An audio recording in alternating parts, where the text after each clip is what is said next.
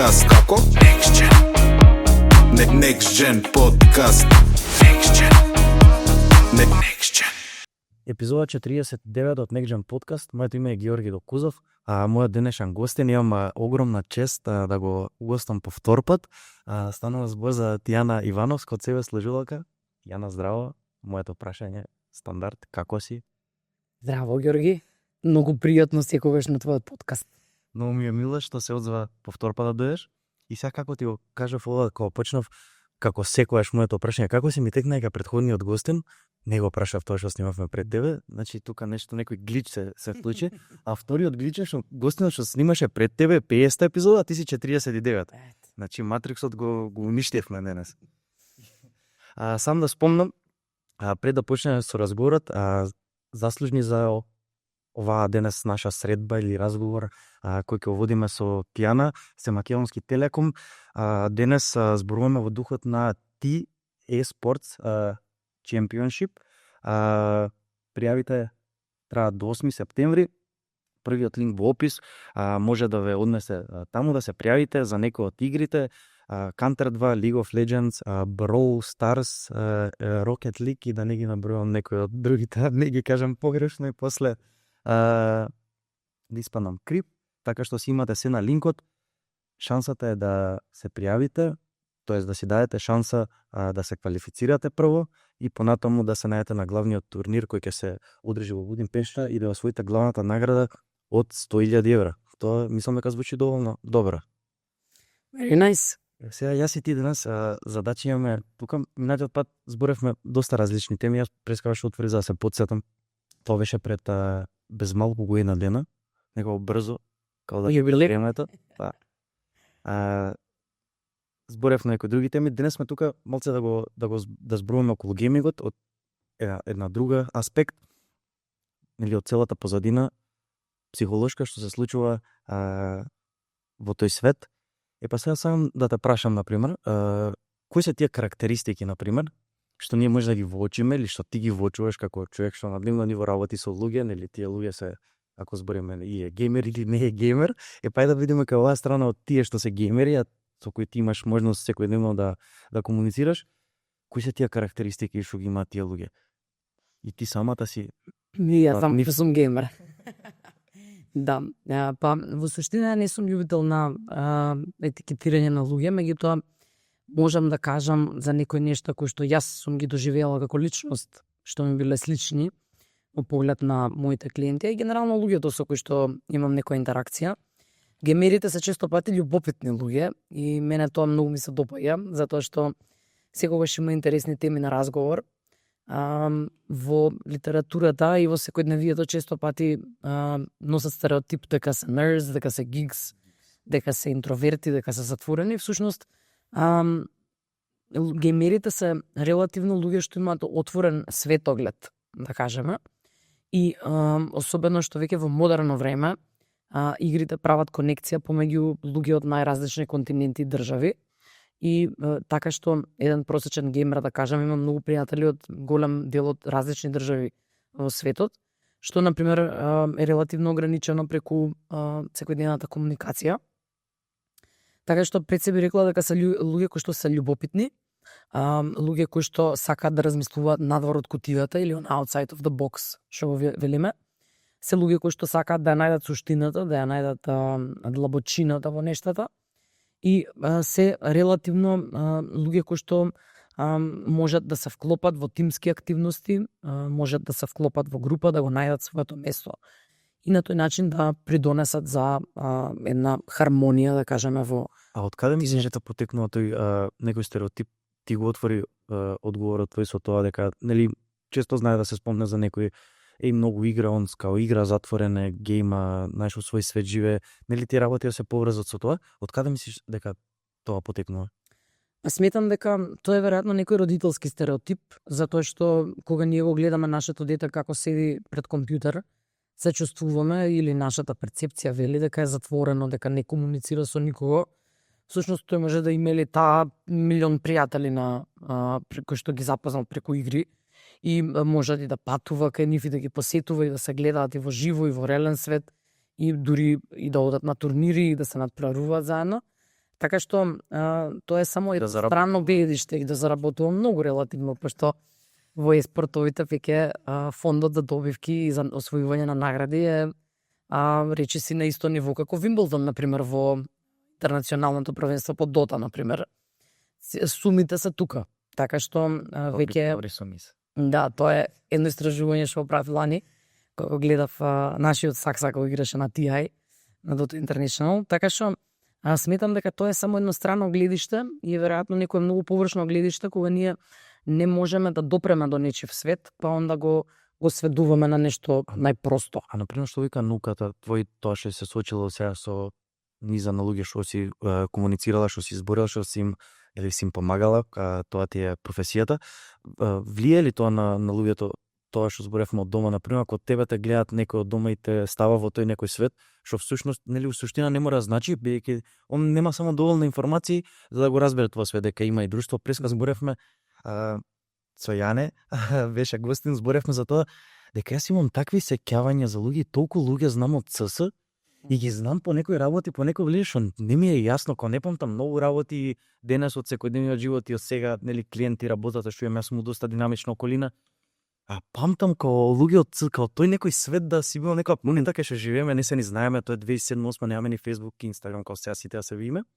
Да се вратам на прашањето, влие ли тоа кога некој од страната става негде, па и ти сам после да или подсвесно направиш некои реакции што ќе асоцираат на таа дупка негде кај што те ставал некој друг или нели во таа кутија кај што си бил смешно, како влие тука? Види, ние сме генерално подневие кој што не е баш добар пример за да кажеме споредба, затоа што кај нас генерацијскиот јаз во последните 20 години, можеби 20-25 години, стана страшно голем. Односно, кај нас се случи многу нагла и многу брза глобализација. Интернет културата влезе многу брзо во нашето секојдневие. И онда се појави една дупка помеѓу сите генерации кои што се растени со интернетот, со видеоигрите и со се што има на интернет. Тука е една многу важна врата, односно порта е англискиот јазик, кој што најголем дел од младите генерации го знаат, постарите не го знаат. И онда мислам дека таа празнина која што се створи помеѓу генерациите, сушност придонесе за стварање на многу повеќе стереотипи, најчесто од луѓето кои што имаат, да кажеме, кои што припаѓаат на друга генерација, токму поради тоа што едноставно нивното секојдневие изгледало поразлично и се уште изгледа поразлично, за разлика од младите генерации кои што се повеќе први пријатели со интернетот. А тие стереотипи знаат да направат проблеми на дека? Секако дека знаат. Секогаш стереотипите прават проблеми по секој основ. Така, сега кога сме кај геймингот, не сега, само току и во следните 50 на минути, ме интересира дали може да служи како некој вид на ментален фитнес, нели она геймам за да се опуштам, или може да биде контра, као нели ментален замор, нели да не е фитнес во смисла фитнес, дали да те опушта, да имаш бенефиции од тоа на некој начин, што ти е потребен, или од друга страна може нели да те стега, да те напиња, да се изразам така најбанално. Па многу зависи од играта што играме, многу зависи од конзолата што користиме. Дали има добри перформанси конзолата, дали кочи? Дали интернетот дали паѓа. Некогаш може и провајдерот да биде извор на фрустрација, еве. Да го пофалиме на тихом стабилниот интернет кој што јас го користам и е одличен. Така што сметам дека многу зависи од играта што играме и многу зависи кога пристапуваме на одредена игра со која цел сакаме да играме таа игра. Например, ако јас сум имала полесен ден, ден во кој што се чувствувам дека сум така неисцрпена, на некоја, да кажеме, просечна енергија на оперирање, тогаш можам да седнам да изиграм една-две партии Дота и тогаш релативно многу уживам во тоа искуство, пошто играм со моите братучеди, со пријатели кои сум ги запознал на самата игра, се собираме и балканци во заеднички Дискорд групи, споделуваме и некои тривијалности, секојдневни вести, се споделуваме разни искуства, така што и Дискорд културата е многу поврзана со геймингот, тоа веројатно ќе го споменеме подоцна. Меѓутоа, во тие моменти знам дека е окей време за Дота. А ако се чувствувам преисцрпена и ако сум преизморена, сум имала релативно напорен ден, тогаш играм некоја по-лайт игрица од типот на Базар, Харстон, Базар ми е се новост, некој Auto Butler, некоја игра со карти, нешто кое што ќе ми овозможи да некако направам некој нумерички фокус во кој што нема толку социјален фактор, значи мултиплеер игрите се Нема компетитив фактор. така. Мислам, можеш да бидеш компетитив, али си сам со себе компетитив. Наспрема таа, да кажам, тимска синергија, која што знае понекогаш да одзима енергија. Така што се зависи од нашиот индивидуален пристап, односно колку се познаваме добро сами себе, за да оцениме кога е време за која игра.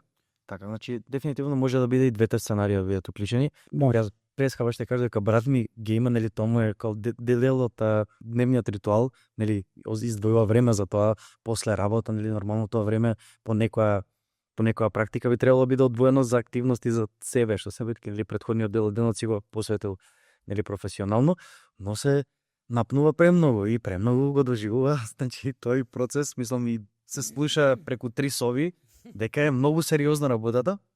Значи очигледно треба да ја смени играта. Може да проба со солитари или со нешто такво, нешто. Или да поработи на anger management, можеби. Да, или едно од тие две. Едно од тие две веројатно. Сега ме интересира, нели, пред да го правим овој разговор, малце се пуштив на интернетот, на Телеком, нормално, и да видам што ќе најдам интересно, што може да проискутираме. И сега најдов дека студиите на тие што налетав, видела дека луѓето кои практикуваат видеоигри имаат подобри просторни вештини. Нели, подобро се ориентираат во просторот и тоа било се покажало преку студијата што ја најдов дека е правено на група инженери и архитекти, дека се покажува како голем, нели, бенефит играњето игри. Која е тука психолошката страна со тоа? Па самото тоа што ти овозможува да се снајдеш на одредена мапа, пошто секогаш кога имаш некоја игра во која што ти си карактер или менаџираш одреден карактер, тој карактер треба некаде да се движи во некоја рамнина, во некој простор.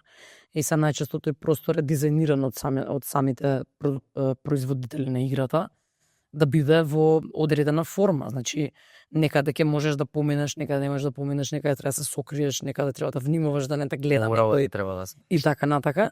И треба да знаеш кога се движиш нагоре или, например, кога те вика некој друг играч, ако му треба помош, како во Дота, да кажеме, треба многу добро да знаеш со едно зборче кај треба да бидеш. Значи, правиш одредени шифри за места. Таму си на некој начин инженер во... Или градиш, да, може и тоа да биде. Таму поимаш уште повеќе онака архитектски знаења, пошто спојуваш таму две лопати, прават чекич, не знам што. Меѓутоа, сето тоа е многу корисно затоа што ние во секојдневие, да кажеме, од себе ќе трнам, најпрост пример, ја кога одам на некоја локација што не ми е позната, палам Maps. И за палењето на Google Maps сметам дека за нашето ориентационо сетило е најголема пропаст. Зашто ти немаш никаква потреба да гледаш десно или лево, само треба да гледаш мапата и да видиш кај треба да завртиш. И тоа е тоа. И најголем дел од времето кога јас се уклучувам Google Maps, не се сеќавам како сум стигнала до некоја локација. Може да се сетам ако е во Македонија, кажеме, или во Скопје, затоа што ми е позната населбата, пример, кисела вода, ја знам кај сум, па ми беше релативно лесно да се ориентирам. Меѓутоа, ако одам во Грција, например, со мапа, или ако одам во Бугарија со мапа, комплетно не се сеќавам на ништо од тоа мало кај што сум била. И на тој начин ти имаш еден автоматизиран процес кој што буквално ти е сервиран на тацна. Ти немаш потреба од ориентациони вештини за да пратиш Google Maps. Додека во геймингот ти немаш мапа која што те води кај треба да стоиш, туку едноставно е оставено на тебе да ти научиш како да се снајдеш во тој простор што ти е даден. И некој се снаоѓа подобро, некој се снаоѓа полошо и на донажни ранкови. Уште едно нешто интересно што налетов е дека исто истражување дека геймерите имаат подобра концентрација и подобра реакција. Сега тука како стојат работите, сега например, окей, може пак да го поврземе со претходното што го зборувавме, нели самата игра захтева тој поготово, ја не беше претходно, ако збориме ЦС, таму захтева екстремно, сега не знам у Дота како, у ЦС захтева нели екстремни Сум играла и тоа. физички способности, Рефлекс. На исклучително ниво. Око рака координација. Сега тука како стои работата? Па, види, секоја игра е по мене генерално... Да, само извинувам што те прекинав. Повеле. Ова би го продолжил со тоа, ме интересира како се овие работи од претходни, сега што ќе ги да објасниме, како се трансферираат во секојдневниот живот. Например, тој сегмент да го фатиме, бидејќи нели доста држат во вака сега, сум доста убаво ти го објасни. Понатаму ќе се навратиме нели на тоа на кул тие стереотипите од кул геймингот, она сега веќе претходно исто. Јани со тебе сега доста време се зборат колку стварно има плюс работи и колку може убаво да се дожива за некој што сака да ги свати и да ги слушне. И сега, значи, околу реакција, рефлекс, но и како се пренесува тоа во секојдневието, дали трансферот е добар? Апсолутно е многу практичен и мислам практично е видлив трансферот на вештините што ние ги усвојуваме во текот на геймингот во реалниот живот. Мислам, иако ние не ги we don't label them, значи не ги нарекуваме геймерски вештини, пошто има друго име, сепак геймингот ни помага да ги развиваме тие вештини. Така што, например, кога ме праша за концентрација, да кажеме, јас имам релативна леснотија кога кон мене доаѓа нешто непознато, да го отворам и да го прочитам. И дури кога не ми е јасно, да останам во тоа некое време, за малку да го сознам како целина. Например, може многу лесно да препознам дека луѓе кои што не се геймери имаат повисок степен на фрустрација кон непозната содржина. Затоа што едноставно не се навикнати да останат со нешто што е тешко, што е ново, што е комплексно. И тоа е тој левел на концентрација кој што навистина е многу различен. Например, мене страшно многу ми помага во професијата, затоа што мојата професија значи дека јас треба 60 минути активно да бидам концентрирана на една личност. И остатокот од светот треба да застане. Така што тоа е исто како една партија Dota или како една партија Counter.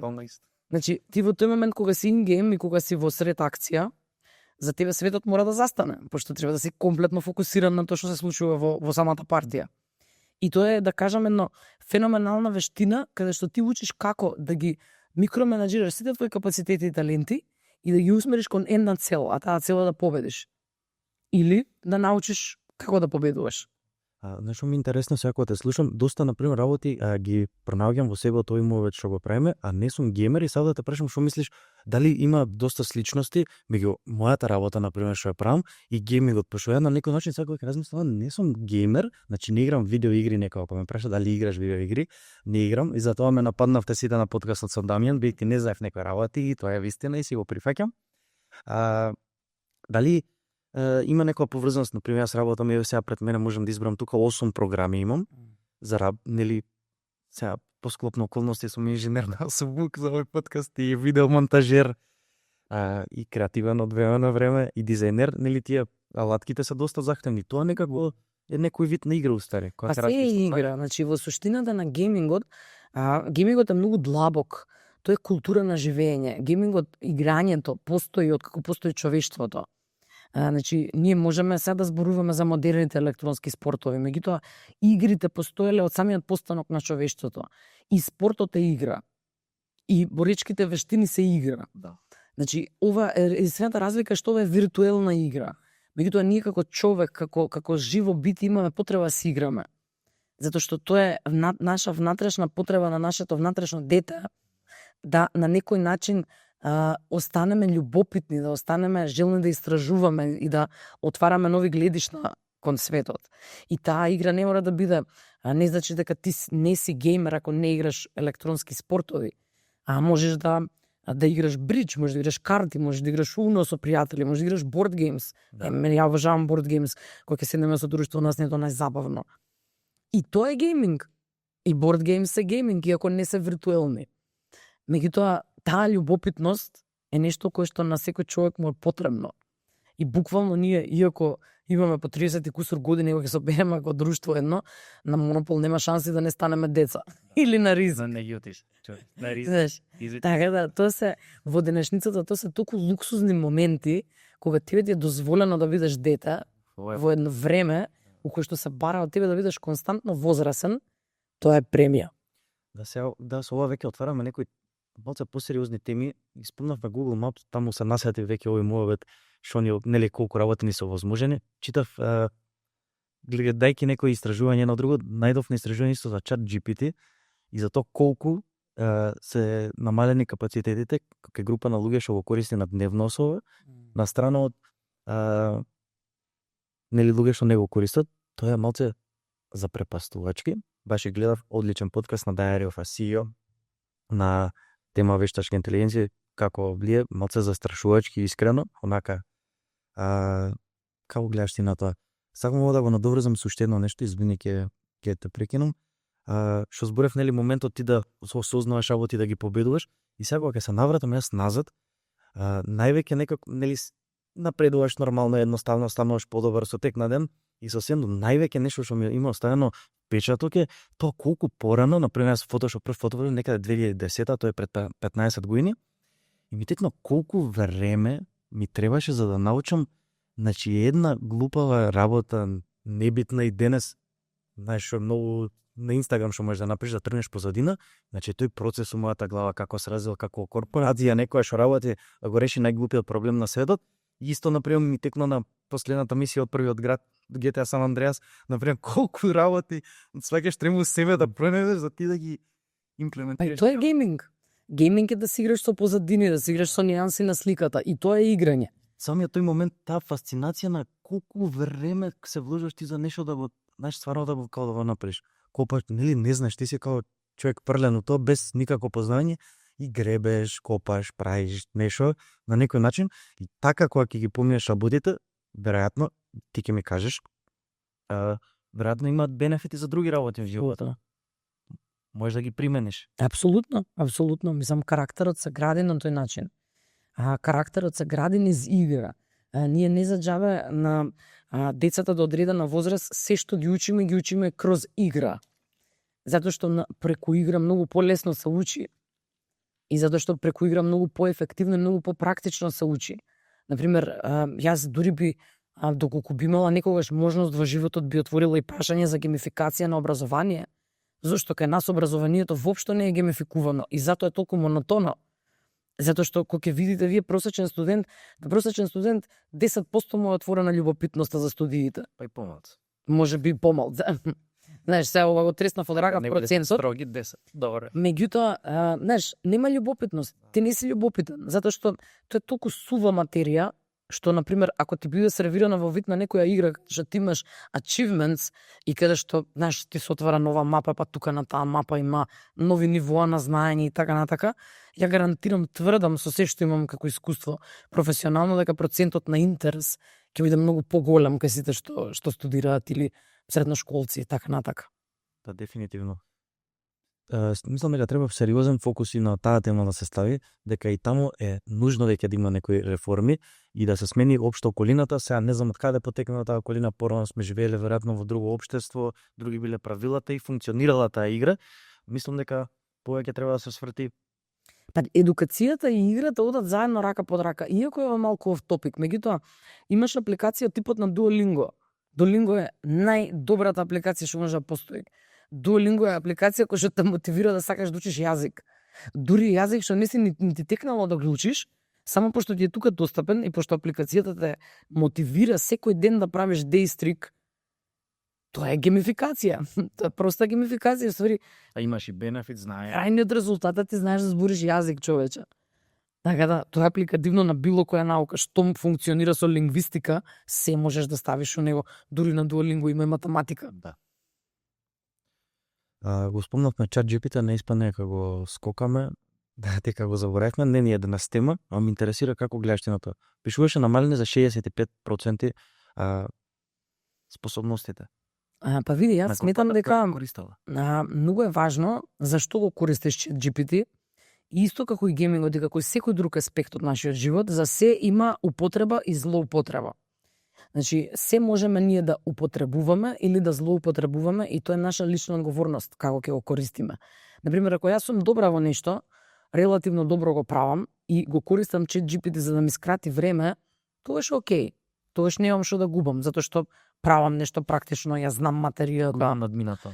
Го имам надминато и онда ако треба да ми скрати одредено време, тоа сум окей. Меѓутоа, ако јас нешто не сум, а го терам ChatGPT да ме направи да бидам тоа што не сум, тогаш имаме проблем. Speak like a CEO. Знаеш, така да, генерално се зависи тоа за што го употребуваме. Значи, тоа е феноменална алатка за да скрати време. Например, ако треба јас, да кажеме, да пишувам некој текст кој што ми треба помош како да го структурирам, или да ми даде некоја идеја за некој интересен топик, или наслов, или што го ти да е, Тоа е одлично затоа што јас секако морам сама да ја произведам содржината. Меѓутоа, ако ја немам појма од таа тема и само му напишам на ChatGPT да ми го напише цел артикл, тогаш има проблем. Што јас се представувам како нешто што не сум. Да. Значи тука е таа граница, мислиш што знаеш, само еве се размислам конкретно и за тоа јас како го употребувам, многу е како и мала некако границата, од каде што ти нели прво гледаш да е практично, гледаш да ти скрати време, ама многу лесно некако кога да е малце да има некоја војна завист и на нешто да сака да те бутне, некоја допка и кај што некоја верзија да почне да прави оно тебе. Јас тоа го забележав кај себе, еве конкретно за овој подкаст, бех ја цело време се трудам да оптимизирам милион работи се прават сега со AI, технички, и тоа се помага. И сега гледам околу контекстите на тоа, почнав да ги транскрибирам подкастите, значи нели сега ги имаме, ние како збориме веќе го имаме во текст, и тоа после нели јас гледам што како направам за тоа. И заклучив дека некако јас престанувам да размислам за нашиот разговор веќе и престанувам да се гледам како порано некој контекст ја да извадам од разговорот. Прво пошто е доста тешко, нели јас не сум новинар, се уште сум релативно 50 епизода, веќе не зборам дека не сум, јас прво се 50 епизода, човече. И знаеш да го направам сам од почеток, тоа ми бил леле разговор, имав ми сега да размислам кој е контекстот на разговорот, ја и тие нашо имавме. И гледа дека ми помага за тоа, ама сега имам дека почна да ме отупува и дека не е некоја верзија од контекстот што сум јас. И нели сите она е препаметно, не е толку паметно. Значи јас сваќам дека пак ја некој наслов што ќе најдам енергијата што ќе излезе на живот, оно не може биде едноставно, не е живо и не е меѓу нас. Така што кои се тука некои психолошки трикови, онака да се провериш до кај си дали или што би можел да на што би можел да се скренеш манијако веќе си во тоа. Па види, ја мислам дека моментално луѓето најголема би успеат со ChatGPT кога го користат за ментално здравје и за физичко здравје. Затоа што пробуваат да го заменат со експертиза, со експертско мислење. И тоа е доста популарна тема. Се многу голем проблем. Пандам со таа тема. Знаеш, јас сум уфатена, делумно сум уфатена, затоа што дел од клиентите доаѓаат со веќе подготвено предзнаење, знаеш. И онда ја треба да потрошам време кое што они го плаќаат во вид на сесија, за да им помогнам да реформулираат некои лажни вистини. Знаеш, пошто ChatGPT многу лесно помага ние да створиме лажна вистина за нешто. Значи, да ни го представи, да ни го сервира како вистина, и ние тоа фино лепо да си го зееме, да си го голтнеме и да се убедиме себе дека тоа е така. И онда тоа креира една фиксација. Знаеш, меѓутоа луѓето тој со Google го правеа. Значи, ChatGPT не смени ништо. Само се смени моделот. И со Google го правеа преходно тоа. Сега само полесно некако поубава форма да. Сега само имаш соговорник. И е поубаво спаковано. Значи, оптимизирано е на максимално ниво, пошто наместо да идеш сајт по сајт на Google, се ти е сервирано во 5 пасоси. Да. И тоа е окей. Меѓутоа, прашањето е зашто ми требаме на ChatGPT реалистично. Знаеш, да кажеме, јас ChatGPT ретко пати го користам за медицински совети. Затоа што сметам дека не е моја работа јас да знам повеќе, да сакам да знам повеќе од докторот кој што му верувам и сакам да ме лекува. Знаеш, пошто он го зима во предвид, ја зима во предвид цела моја анамнеза, цела историја, се што гледа, се што пред него е видливо, и едноставно лимитот на ChatGPT не е до таму.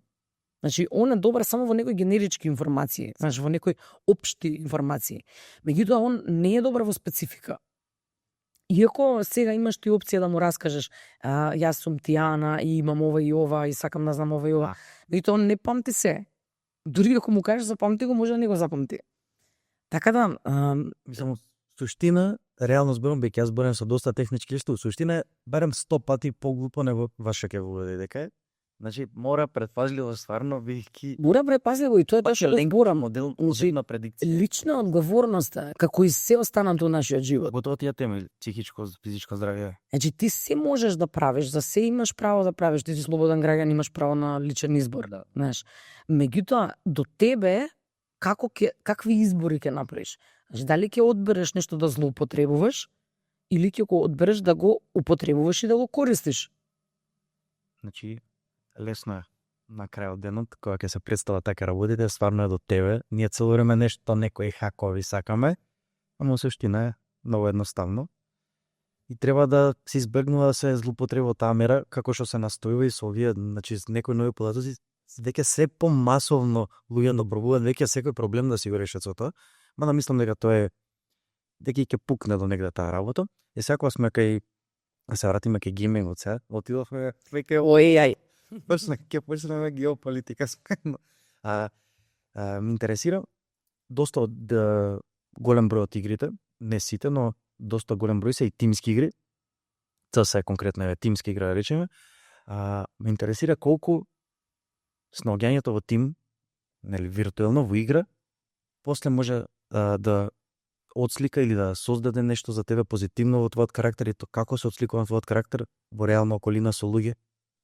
Како се представува, дали се формира, да речеме, почнаш да играш игри кога си, да речеме, млад, во некоја возраст кога се уште се формира карактерот твој, дали е окей да го формираш ти во CS тим, например, имаш, нели, посветуваш доста време во тоа. Зошто да не?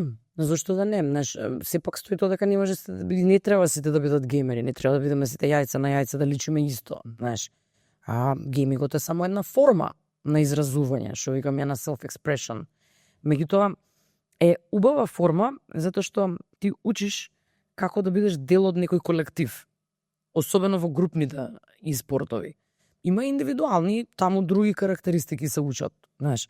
Меѓутоа, пошто јас сум била и на двете места, затоа што пред да играм Дота играв Hearthstone и тоа играв многу долго време Hearthstone, дури компетитивно се надпреварував на турнири и така натака. И, например, Hearthstone ми помогна да развијам сосема друг сет на вештини. Значи, комплетно друг. Игра? Тоа не е тимска игра, тоа е индивидуална игра. Играта еден на еден. Тимска. Дота е тимска.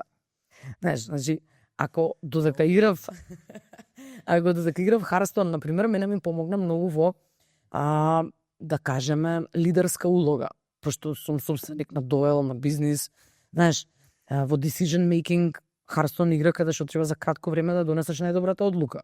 Тоа во бизнис го имаш секој ден. Така да, па дури во психотерапија го имаш. Тоа дедуктивно ниво на носење на заклучоци. Значи ти имаш кратко време да направиш дедукција, односно да направиш анализа и да донесеш заклучок врз основа на тоа што ти се сервира како информација. И тоа е нешто кое што индивидуалниот и спорт ми помогна феноменално многу. Да ја едноставно, тоа е некој многу интересен феномен што и на лично ниво го анализирам, а треба да се истражува и на колективно, кај геймерите. Значи, кај мене се појавува една автопилотирана реакција кога има криза, мојот мозок автоматски трга да го бара решението. Што мислам дека е ефект направен од видеоигрите. Значи, ја може потоа да го емоционално процесирам проблемот отпосле, откако ќе заврши кризата. Меѓутоа, ја во моментот кога имам криза, автоматски на аутопилот одам во решавање на таа криза. И баш онако користам тој дедуктивен начин на размислување кај што седнувам, ги гледам околностите што се и пробувам за кратко време да го донесам најдоброто решение, па дури ако е милисекунда упрашање. Така да, мислам дека тоа е баш онака кор вештина донесена од геймингот, а во колективните спортови електронски како што е Дота, например, таму дефинитивно учиш баш онака teamwork, пошто ти треба да работи, нели понатака во животот доста за нели од се цело време постојано има нели тој токсик момент овој тоа се например прв пат ги он слушна тој живот нели сега тоа е мејнстрим да е пој токсик. Па и токсик. Да, за Дота не знам, за има и тој момент прават се релативно добри. Се тоа доста експандира, пошто тим од 5 луѓе, многу компетитивен, многу и нели тој токсик фактор, кој е токсик, нели цело време како дискусија. Да, тоа е само што серите игрите вложуваат многу, да кажам, напори во тоа да го направат, да ја направат средината пријатна за играње. И затоа сега ти можеш да си добиеш и бан фино лепо ако некого пцуеш. Голем дел од зборовите што се пцовки тебе не ти е дозволено да ги напишеш, ти излагаат како звездички. Така да, мислам дека тоа се многу добри промени кои што се прават во играта, пошто не е поентата да се пцуеме, нели? Меѓутоа во секој случај во таквите игри каде што ти играш како тим, да кажеме, ти застапуваш една позиција, еден рол во тимот. И онда твоја задача е да го извршиш, да ја извршиш твојата позиција или да ја изиграш твојата позиција најдобро што можеш. И ако некој ја зафркне својата позиција, исходот на целиот тим може да страда. Исто како во спортот. Исто како што во спорт имаш некој што е напаѓач, некој што е одбрана и така натака, исто и во електронските спортови имаш различни позиции. И се ти можеш, например, да си одбереш, и ова е исто интересен инпут, јас сметам дека врз основа на различни карактерни особини луѓето бират различни позиции. Например, можеш да замислиш мојата позиција во Dota е сапорт, пошто јас сум сапорт. Мене ми е професијата супер активна, ама разбираш? Мене ми е in my nature to support someone. Така да, и ја најмногу се проневав во таа позиција. Можеш да си бираш и други позиции, знаеш, можеш да си бираш позиција на напаѓач. Там ја пише in-game лидер, ми кажа, се научив Јане дека е АВ, дека е снайпер. Има еден мамец и тоа е, се заборив како се вика името, он е мамец што кажува кај се ови, значи си има за себе. За се имаш ролови, исто и кантар. Значи тој што е снайперист треба да е многу трпелив. Значи треба да е многу трпелив и многу прецизен. Значи, сега, ако имаш ти некој што е пожив карактерно, кој што е потемпераментен, подобро е да го ставиш на друг рол да игра. Каде што таа негова карактерна особина ќе сјае. Нема да ставиш да игра на снайпер каде што треба да стои уместо и да гледа. Или in-game лидер кај што треба да води целиот тим да биде тој треба најприбраниот, да Дамјан баш таков и приватно многу е сложен. Значи треба да ги согледува гледиштата на сите, треба да одржува некоја хармонија. Така да, значи сите овие нешта се дел од реалниот свет. Значи ова не е далеко од реалниот свет. Да. И тоа што ти можеш да го научиш таму е нешто фантастично. Значи прво у најмала рака учиш како да се носиш со пораз дури кога ти најдобро си изиграл. Значи ти можеш да имаш партија на соништата, али ако твојот соиграч од тимот зафркне работа, изгубиш партијата. И ти имаш задача тука да научиш да живееш со тоа дека окей, некогаш ќе губиш и не по твоја кривица. И тоа е животот. Така изгледа и секојдневниот живот, знаеш. А сега спомнавме доста убави работи, ама сакам оце да се цвртиме на другата страна и да не испадне дека не сме опфатиле. Таа е некоја темна страна на геймингот, како и на се нели во животот, и таму постои темна страна. Прес како почнавме да го водиме муавето за позитивните работи, како одиш, викам, ова стварно кога се представи така, има доста работи позитивни што може да се извлечат. Но ми текна светна една селичка, викам, од кога би требало тоа да се практикува? И тука ми текна децата или најмладите. Каква е работата таму? Треба ли од колку треба години они да се ставаат во тоа? Општо сега нели имаше, ме гостин беше и министерот за дигитализација Стефан, го поздравувам ова прилика, зборевме околу тоа користење на екрани. И сега мене вака тоа да ми го кажеш, искрено ја имам некој таков став, као екрани, као немојте екрани, нешто тако некоја може да е дел од првиот муавет, нели само не знам доволно и правам стереотип што може да штети на некој слично, може и да е така, би додека некои испитувања дури викаат и дека е така и дека знае да смета. Еве кога сме ка игрите, да неа сега толку и околу екрани, околу се, да видиме околу тој дел на игри, од кога треба да се ставаат, да им се дозволуваат. Малци глупо вака кога ќе поставиме, кога ќе размислам, они секако си играат од старт, нели некакви игри има од старт ќе играат, тоа што не треба никакви да има. Па види, ние имаме елементот може на екранот. Значи, во нашата цивилизација најголем стереотип е дека спортот е здрав, електронскиот спорт е нездрав. Во суштина двата се здрави на различен начин. Професионалниот спорт не е. И тоа дете кој што тренира спорт не може да тренира спорт 10 сата. Значи, ако го пратиш детето да игра кошарка 10 сата, ќе има друг проблем. Исто како што би имало ако го пратиш да гейма 10 сата. Не разбираш, значи ќе има различен тип на проблеми, едново ќе биде превоспалено, другово ќе има други проблеми, меѓутоа пак има проблем. И заеднички бърнаут. И ќе бидат во бърнаут, знаеш. Значи еден професионален e-спорт играч и еден професионален спортист имаат сличен мајндсет во поглед на тоа колку многу вежбаат во своите вештини. Знаеш, значи тоа е кај нас се уште стереотипот е дека ако вежбаш спорт ти си као добро дете, знаеш, а ако геймаш си лошо дете. Знаеш, и по мене тоа е нешто кое што е време да се избалансира, значи нема едното и другото не се исклучиви. Треба да спортуваш и окей да геймаш. Убаво е да го правиш едното и другото, за се има време у денот. Знаеш, например, јас како личност, иако сум голем љубител и сум многу страстен геймер, и не сум човек што поминува долго време на телефон. Например, мене социјалните мрежи ми се во аутсайд, комплетен. Затоа што за мене е изгубено време кога сам на TikTok. За мене изгубено време е кога скролам на Инстаграм, пошто таму ми се сервираат информации што ја не морам да ги знам или не сакам да ги знам. Тоа е само алгоритам. Знаеш, и например ти можеш 3 сати да поминаш во скролање на TikTok или на Инстаграм, кој што е многу поадиктивен отколку некоја видеоигра, зависи која, знаеш. А онда за тоа никој не збори. Знаеш, затоа што TikTok е огромна корпорација и пошто на дечиња од 5 години им се даваат телефони и си гледаат на TikTok и види родителите имаат тука ограничени можности, са ти не можеш да го контролираш 100% алгоритмот. Никако. Не можеш. Значи, и да му ставиш забрани на апликациите. Ако дете дојде во контакт со TikTok, оно може се да прочита и да види. Тоа никако мислам дека сигурно има случаи, може Не можеш да го ограничиш. да. Значи, ќе види еден куп информации што, например, во игрите тебе ти се ограничени информациите што ги добиваш. Ти можеш да добиеш информации само за игрите. Да. Абе не може тебе да ти падне некој рил за, не знам, некој што прави експеримент со скокање од воз. Ме сакаш, пошто играш играта.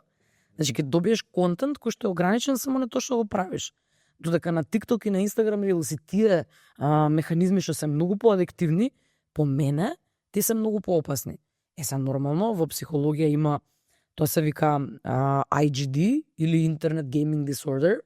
Тоа е нешто многу ново, тоа е расстройство кое што е смислено во памфлетот на DSM-5, односно додатокот на DSM-5 и не е баш карактеризирано како дисордер, но е ставено како дисордер кој што треба да се истражува и е ставен во иста категорија со зависност од кофеин.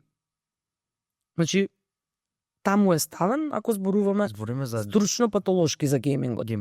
Како расстройство. Значи, да, има свој термин, се вика Internet Gaming Disorder, меѓутоа се уште не е влезен во таа, да кажеме, стандардна класификација. Него е само ставено како поим кој што треба да се истражува. Значи, науката до сега се уште нема цврсти сознание дали е или не е расстройство. И у суштина, по мене, јас сметам дека проблемот е што ако ние го ставиме геймингот како расстройство, ќе треба и TikTokот да го ставиме како расстройство. Значи, мислам дека ги офативме голем дел од темите за кои денес се сретнавме. Како што спомнав на почетокот на овој разговор, денешната наша средба е овозможена од Македонски Телеком. Темата на нашиот разговор, поврзан со геймингот, е во духот на T-eSports Championship. Квалификациите се во тек.